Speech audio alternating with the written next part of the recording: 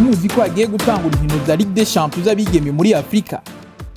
Umugwi wa PVP Buyenzi wabaye uwa mbere mu higanwa ry'Uburundi niwe uzoserukira igihugu c'Uburundi muri izo nkino zizobanza gukinwa ku burere.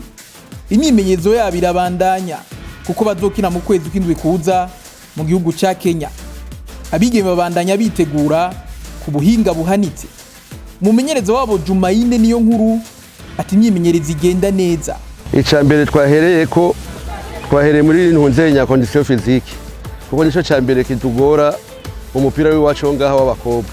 Nico cambere twahereye ko tuko turakosora mu match zibiri za coupe de la première dame bariko barakina, ubona ko biriko biraza kuko bamaze gukina match zibiri zose zihera, ubona ko batararuha.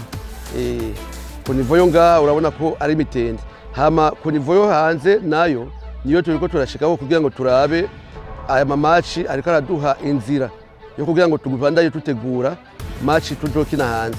Abantu benshi bashobora kuba bibaza ko hoba hari itandukaniro riri hagati y'imyimenyerezo yagenewe abigeme n'iy'abahungu.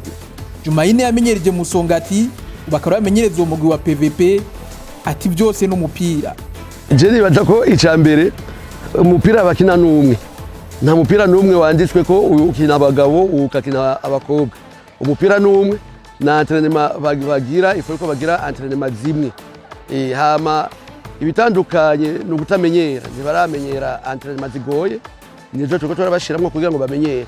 Nico gusa bitandukanye ariko ibindi byose ni bimwe. Imyimenyerezo yabo kenshi ikabirangwa n'utugenegene no kwiryohera.